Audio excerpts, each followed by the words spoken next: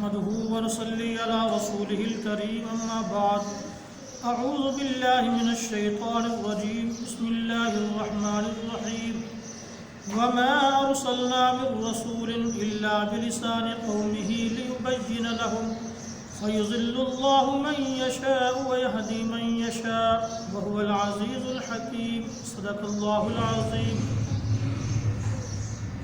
آج کا درس قرآن سورہ ابراہیم کی آیت نمبر 4 کا ہے۔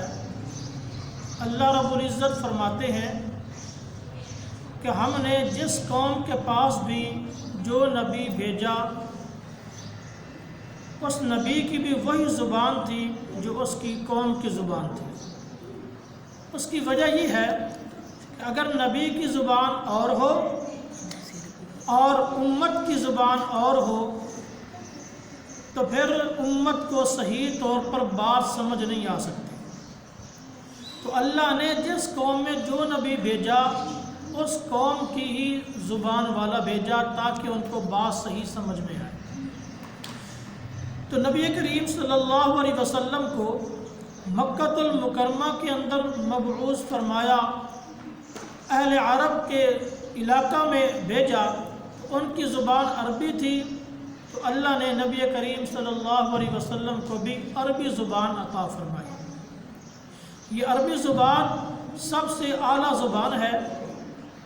عربی زبان کے متعلق نبی کریم صلی اللہ علیہ وسلم نے ارشاد فرمایا کہ تم اہل عرب سے پیار کرو، اس لیے کہ ایک تو قرآن مجید عربی میں نازل ہوا، اور دوسری وجہ یہ کہ میری اپنی زبان عربی ہے، اور تیسری وجہ یہ ہے کہ جنت کے اندر بھی عربی زبان بولی جائے گی، اس لیے فرمایا تم اہل عرب سے پیار کرو۔ اور یہ عربی وہ واحد زبان ہے جو بآسانی انسان کو سمجھ بھی آ جاتی ہے، اور بقدر ضرورت انسان یہ زبان سیکھ بھی لیتا ہے۔ یہ ملک مصر، شام، عراق وغیرہ یہ حقیقت میں عربی نہیں ہے، لیکن آج عربی ممالک کہلاتے ہیں۔ اس کی وجہ کیا ہے کہ صحابہ کرام رضوان اللہ علیہ مجمعین ان ملکوں کے اندر دین کی تبلیغ کرنے کے لیے گئے، وہاں پہ رہے، تو وہاں انہوں نے یہ زبان استعمال کی، تو ان لوگوں نے، وہاں کے باشندوں نے بڑی آسانی سے یہ زبان سیکھ لی۔ اب وہ حقیقت میں عربی ممالک نہیں تھے، لیکن ان ممالک کے اندر ایسی عربی زبان رائج ہوئی کہ آج وہ عرب ممالک کہلاتے ہیں۔ فَيُضِلُّ اللَّهُ مَن يَشَاءُ وَيَهْدِي مَن يَشَاءُ۔ آپ صلی اللہ علیہ وسلم کو عربی زبان عطا فرمائی، لیکن چونکہ آپ علیہ الصلوۃ والسلام عالمی نبی ہیں اور پورے عالم کی نبی، تو پورے عالم کی زبان تو عربی نہیں ہے، تو اس لیے پھر اللہ نے نبی کریم صلی اللہ علیہ وسلم کے نائب علماء پیدا کیے۔ پھر یہ علماء نے محنت کی، جد و جہد کی، اور قرآن مجید کے ترجمے، تفاسیر چھاپی، لکھی، اور پھر پورے دنیا کے اندر پھیلا دی۔